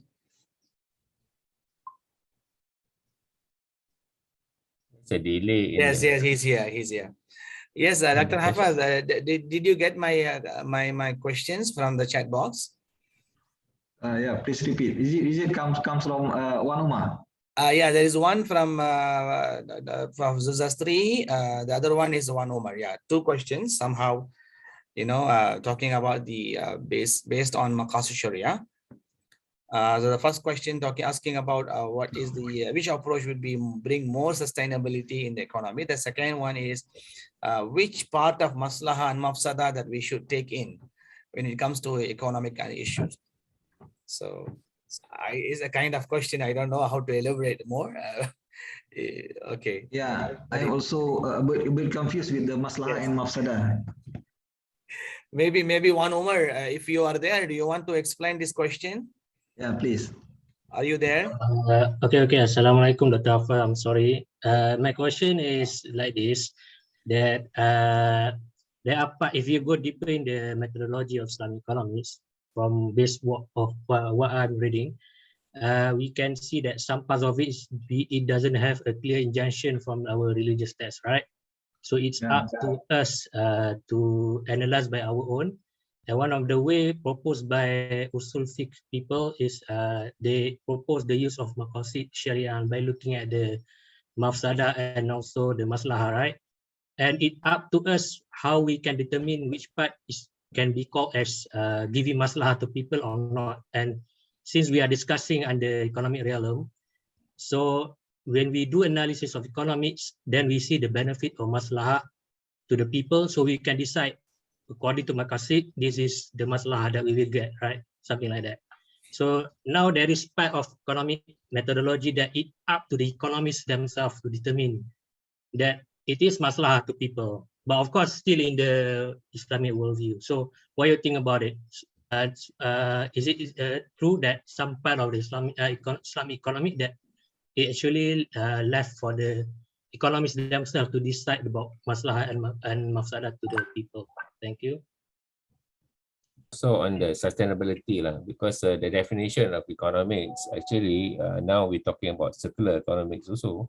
We took into consideration environment, society and all. So currently the definition is only on making money. This is where the problem. This is where the problem. You don't have the value in the economics. Yeah. Yes, Prof. Okay, thank you. Yeah, because there is now a trend currently among the economists themselves, try to expand the disciplines, because so long the discipline has been just talk about the money or the material growth, and now everybody believe that when we say the growth or the prosperity is not only about money, it's also about the happiness in terms of maslahah in our terms. So maslahah is very right terms to be used when we say that about the prosperity, because maslahah is not only about, as Ashatibi mentioned, describe maslahah is not only about dunya, it is also about akhirah. So maslahah is not only about the individual, it's also about the society, the maslahah al-fardiyah and maslahah ijtimaiyah. So this is very correct or very good term when we say when we discuss about Islamic economics. So our goal is just to achieve the maslahah, or in the early writing is to achieve falah. But now the word maslahah becomes more popular, I think, rather than falah. So maslahah, prosperity itself. And just now, Wan Umar also asked about the maslahah and mafsadah. Yeah. In the discussion itself, I also feel some confusion. Actually, when we discuss about maslahah and mafsadah, is it a tool? Is it a methodology? Or is it something that is what it is called as a doctrine itself, doctrine in a certain way? Yeah? Because Ash-Shatibi, when he said about the maslahah or the maqasid, it is just not like any type of maslahah. Yeah? So he always says that what type of maslahah that is proven by Islam. Yeah? So because we can say that in interest or in riba there is maslahah, but it is not something like that. Yeah? So maslahah have to be connected with the ideals themselves, with the doctrine itself. Maslahah must be based on the teaching of the Quran and Sunnah. And if it is what we consider as maslahah, but it is not connected or has not root, there is no roots in the Quran and Sunnah, so that is not maslahah. So this is what you say maslahah, but it is actually not maslahah in according to the Islamic principles. So that is according to the Shatibi, and maslahah must be connected also with the qasdul syariah. So it is not only qasdul mukallaf, but what do we mean by maslahah is always connected with the qasdul syariah. Because Allah Subhanahu wa Taala, who knows that this is the real maslahah for human being, and human themselves can know it if they follow what Allah Subhanahu wa Taala has given us in the Quran and Hadith. So yeah, I also believe something like that. So when we talk about maslahah, it must be the real maslahah. What do we mean by the real maslahah? Is maslahah that comes from the Quran and Hadith, or come from the Islamic teachings. And if we read Jasir Auda, if I read it correctly, try to put maslahah as a tools, maqasid syariah as a tools, and to a tool to achieve the prosperity of human being. So that's why try to integrate with any type of discipline so that we can achieve the maslahah. So it is a tools that has been developed in any sciences, in any discipline, and then by integrating it, then we can have possibilities to achieve the maqasid syariah. So that's why I can comment, Prof. Jul Jasri and Umar, whether you agree with this or you have another comments or insight from the discussion of maslahah. I agree, but in the light of all this, pandemic, COVID-19, and recently we also have floods. The issue is societal consideration should be given more. So with the recent only framework focusing on monetary, I don't think we can reach this level of taking care of the sustainability of the human being. So isn't it? In other words, the framework of the current Islamic model should be more sustainable. Look at many other things, not only the economic aspects. You think so? Yeah. Okay. I agree, Prof. Thank you, Prof. I think there is another session with you, inshallah, afternoon. We'll talk about circular economy, and we'll bring more questions to you. Thank you. So let me just remind, I have only 15 minutes left. Yeah, this is Jum'ah, so we have to go for prayer. So before that, I have 2 more questions in the chat box, and there is one viewer is already raising hand. But before that, I want to open this floor to Dr. Mahyudi. He has something to share with Dr. Hafas. Yeah, sure. Dr. Mahyudi, please go ahead.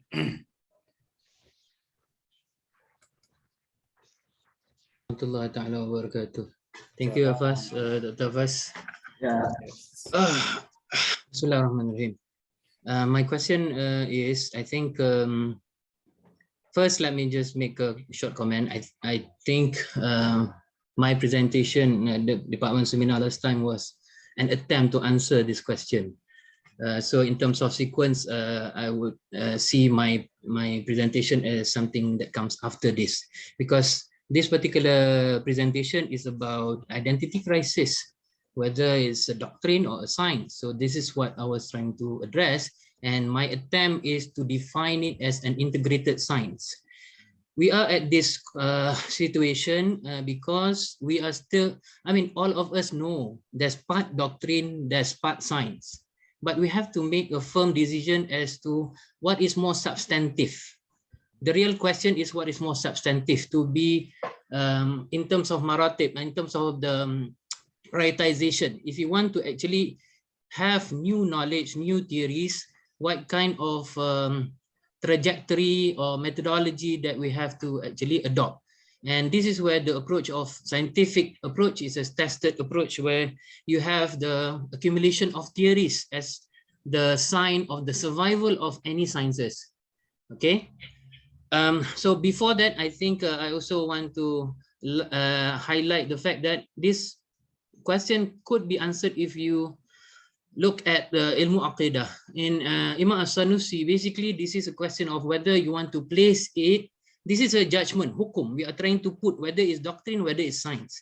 It's a hukum. We want to evaluate and put a judgment. One way is to actually look at the classification of whether it is hukum adi or hukum syar'i, or we want to place it at the hukum akli.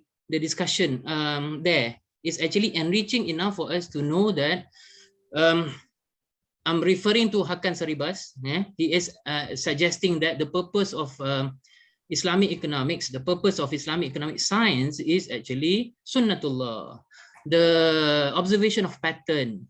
And this is what all sciences, practical sciences, non-revelation sciences are parked or are categorized into.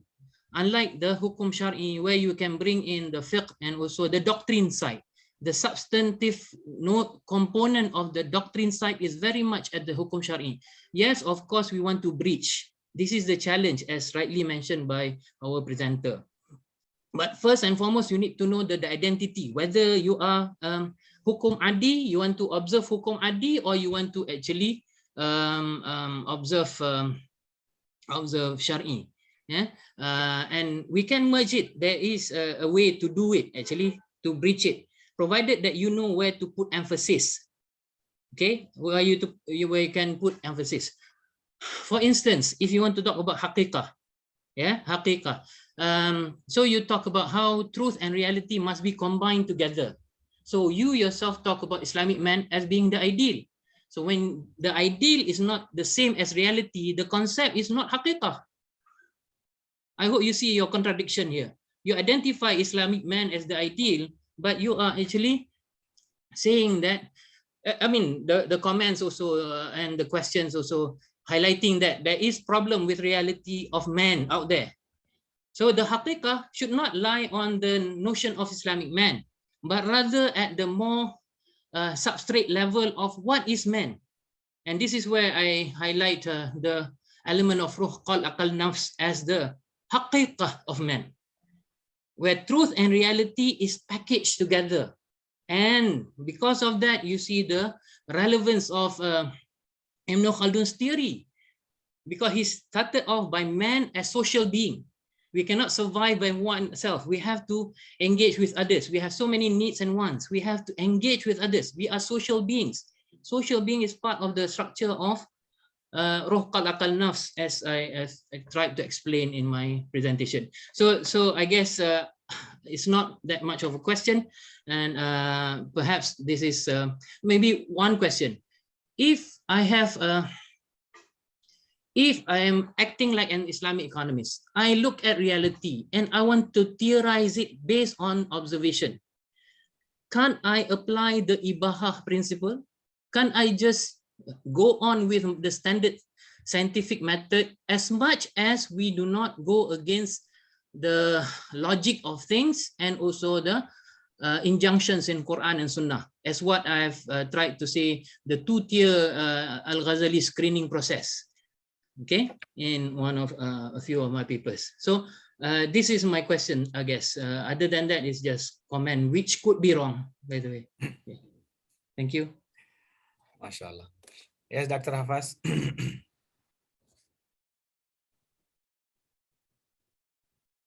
Thank you very much, Dr. Mahyudi. And about the men, I think like this, Dr. Mahyudi. Yeah, you have promoted about the universal man, and if we refer back to the Ibn Khaldun or Al-Ghazali, yeah, it is just mentioned about the man is the social being, something like that.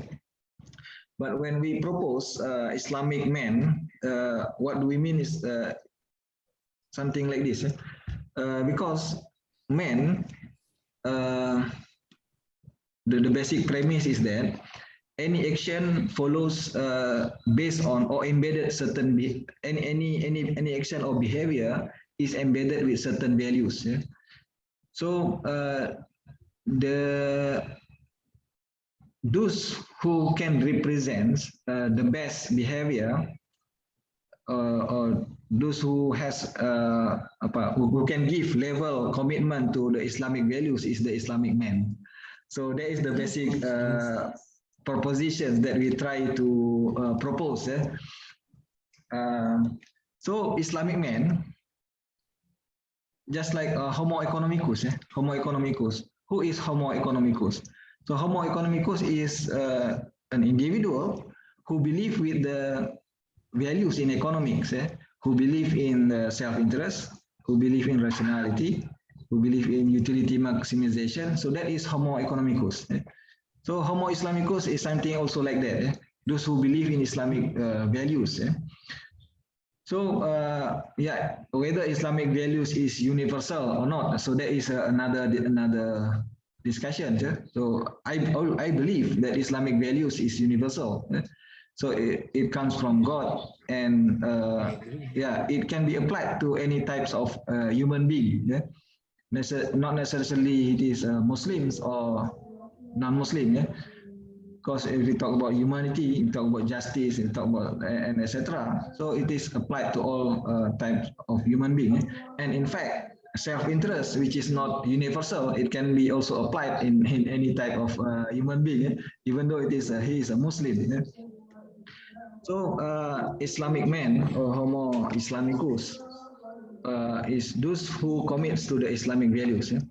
But later on, if we try to classify again, reclassify in terms of our level commitments to ethics, so that there will be different level of Homo Islamicus.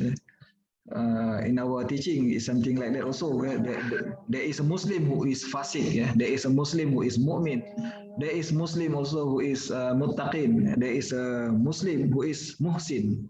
So the lowest level is the lowest.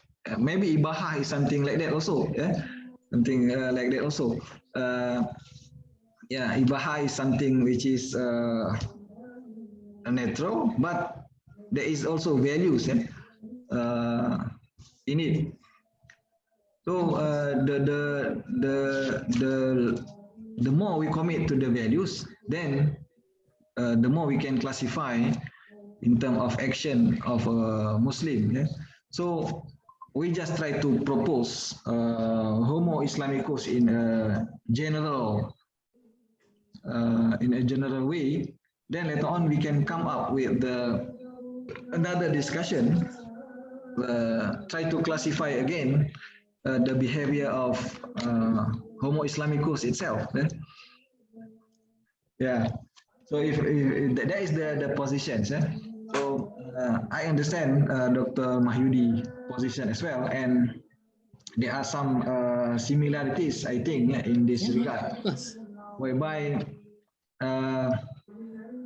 yeah, both try to see the connection of Islamic principles with the behavior and try to apply that principles into the behavior or into the human actions. in terms of mentioning it is different. So I until now I still believe with the regard to the Homo Islamicus, and it can be a universal man, even though there is a term Islamic there.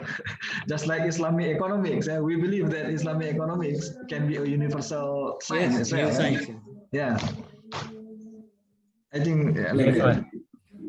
I just want to add one point on this definition of knowing man, religion, and whatnot. In Islam, it's very clear that it's have to know yourself first before know religion. Okay, so how important the role of man as a Khalifah and vicegerent? We should investigate this before we talk about what is the function of Islamic economic, what is the role of man. So I think these are the literature that we should go, because you're talking about Islamic economics. But now it seems like economic from the conventional perspective. Therefore, you cannot find the answer. You're just going around a maze, cannot finding the answer. See, this is the problem. Thank you, Prof. Thank you, Prof. We are just approaching towards the concluding the session. Is it Akbar Susamto? Are you still there? Do you still have question? Yeah. Yes, thank you very much. Go ahead. Just brief question. First, Dr. Hafas Furqani, thank you very much for your very thought-provoking presentation. In your figure 1, interaction of doctrine and realities in Islamic economic theory, especially in step 2, you say that translate them into a set of behavioral norms, quote unquote, and then in the bracket assumption and hypothesis. I get the impression that you take norms as something that is similar to assumption and hypothesis. Is that true? That is my first question. And my second question is, you say that facts are essentially the practical manifestation of doctrine. My question is, when the fact that when sometimes we know that facts are not always the same as what we want as Islamic teach, and then how do you explain that kind of facts? The facts that are not in line with the Islamic teaching. How do you say that? Because here you mentioned that the facts are the practical manifestation of doctrine. Thank you very much. Yeah, thank you, Dr. Akbar.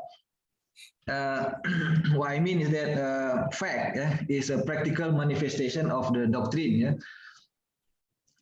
Just something that as mentioned previously, that any facts is embedded in it values. So this is what Bakir Sadar also mentioned, that the current facts, according to Bakir Sadar, is fact which is fasidah. So al-waqi'ah al-fasidah, because the current fact is not in line with the Islamic values in his term. So that's why we have to transform this fact into a correct fact. So fact itself, there is two types of facts: false facts and correct facts. How do we know it? Yeah, we know it based on values that we believe. So values itself, there are differences among human beings. There are certain values that we believe, and others also believe with the certain values. And there is possibilities also to have common values. Something we agreed on that values. So fact is always practical manifestation of the beliefs or the doctrine. But the problem is whether that fact comes from the correct beliefs, or comes from the correct values, or comes from the negative values. So there is another dimension that should be taken care of scholars in the scientification of Islamic economics. So when we do scientification of Islamic economics, we also try to observe the facts, whether the fact is in line with the doctrine or not. Because empirical truth comes from the empirical evidence, has to be in line with the doctrinal truth, and has to be in line also with the logical truths. So three types of truths that we try to promote. And it is a tawhid, when we try to combine all this and unify this into the haq itself. So the haqiqah is always reflecting haq, but the waqi'iyah does not necessarily reflecting the haq. So there is possibilities of waqi'iyah al-fasidah, or false reality, as mentioned by Bakir Sadar. Okay, so with regard to the norms, so this is just terms that something that sometimes I just what I mean is that assumption is something that is familiar to us. Assumption that we try to is an insight that we try to when we observe something, we have to put it as a certain proposition first. And then later on we try to prove it or try to provide evidence on it whether our assumption is correct or not. Hypothesis is also something like that. It's like the same the normal things that we do in our economics training. I think that's all, Dr. Akbar. Okay, thank you very much. Thank you very much. I passed the time as already, so there are 3 more questions from the chat box. I'm going to skip the first one because it's going to ask, I think the person asking regarding the methodology, but himself not sure. It is unanimous user. So you see, we are here talking about identity of Islamic economics. Make sure you show your identity. I'm not entertaining any unanimous question. The other one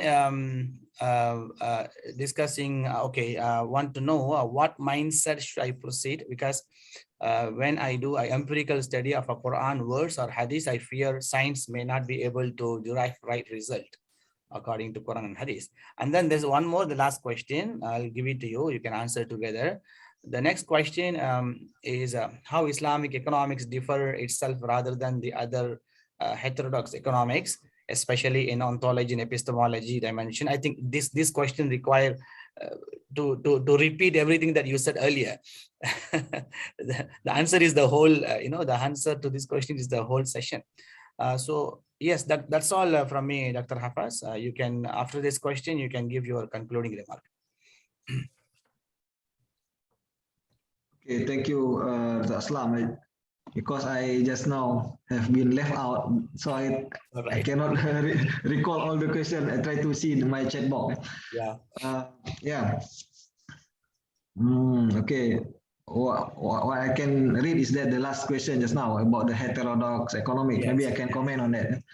So heterodox economic is something that is very interesting, and Prof. Aslam Hanif also have put me in that circle of heterodox economics. So he asked, we went to Australia for a presentation in Heterodox Economic Society back in 2011. 2011 when I still in my master degree, and Prof. Aslam, and then Dr. Rosita, and we went there, and I present some things on individual micro foundation of Islamic economics, the individual. The behavior of individual. So in that conference, there was Steve Keen as well, and many other promoters of heterodox economics. And it is very interesting that they try to attack the very foundation of capitalism. The same agenda with Islamic economic also. So Islamic economic also try to attack the very foundation of capitalism. It is not attacking, but actually we just want to elaborate. We just want to elaborate what are our position, what are Islamic position to economics. So if we are not attacking, just try to explain and then try to elaborate the foundation of Islamic economics. There are some similarities between Islamic economics and heterodox economics, but the difference is very large, because the heterodox economic comes from the human mind, comes from the philosopher's mind, and it is the operation is just like when they try to develop socialism or communism, they just try to put a very extreme difference with the capitalisms. So something like that. If the capitalists talk about the individual interest, they talk about the social interest. So it is very extreme difference. But our Islamic economic, we don't want to be trapped. We don't want to be trapped in that discussion. We just want to elaborate our own positions, and our position can be similar to capitalists, can be similar to socialists in certain ways, and can be different as well. So that's all, Dr. Aslam. Thank you very much for the invitation, and hopefully the discussion could trigger another discussion and could be we could produce as a scientific community in Islamic economics could produce another paper on the foundation of Islamic economics itself. Thank you very much, UIE, IIM, for the invitation, and I'm really glad to be here and learn from my teachers and my colleagues here. Assalamualaikum warahmatullahi wabarakatuh. So I just wanted to go for the concluding the session, but now I see my boss. I cannot just go away. So Dr. Ghairu is here. I just see him. Prof. Ghairu, do you have anything to say? Do you want to enrich I really miss Prof. Ghairu. It's a Jum'ah. I just joined for a few minutes. We just finished. Yeah. After Senate meeting, right? Yeah. He wants to join the photo session. Yeah. No, before Prof. Ghairu have to mention something. Have to say something. Okay. Thank you very much, everyone. Mashallah. This is what kind of magic is happening here. Thank you very much. First of all, let me start with thank Dr. Hafas Furqani. Amazing, because the moment you came in, I think many interesting questions were coming in. I really like to thank starting from our department fellows, colleagues, starting from Dr. Nahar, and then Dr. Mahyudi, Dr. Nizam, Prof. Mom, all those questions. And then I also see questions coming from our PG students, and then I see also chat box questions, mashallah, coming from our UG students. Alhamdulillah. And then I also see questions coming from different time zone. Nigeria, mashallah, 3 a.m. there. Alhamdulillah, it was a quite interesting session. I think you can see that there are different layers of this, talking about foundations and then into practices, so many layers. I think the students are still learning a lot from experts like you. I think it will continue to do that. That's what we see. There is a gap between these experts and students. We have to, fill this gap by learning and having this kind of sessions more and more. Hopefully, we would like to, call you once again when Prof. Aslam is free, so that we can talk about what you said about the theory appraisal, inshallah, very soon. And with that, I want to just conclude this session with Surah Al-Asr. And Jazakumullah khair, everyone. Ma'a salama, and let me tell you, Jum'ah Mubarakah. Let us recite Surah Al-Asr. والعصر إن الإنسان لفي خسر إلا الذين آمنوا وعملوا الصالحات وتواصوا بالحق وتواصوا بالصبر سبحان ربك رب العزة عما يصفون وسلام على المرسلين والحمد لله رب العالمين. Assalamu alaikum. Another session, inshallah. Yes. There is another one afternoon, inshallah, 3 p.m. right, Prof? Inshallah. 3 p.m. to 4 p.m. Dr. Aslam. Thank you. You're welcome, Dr. Hafas. Jazakumullah khair. Jazakumullah. Thank you very much. Salam, Prof. Ghairu. Salam.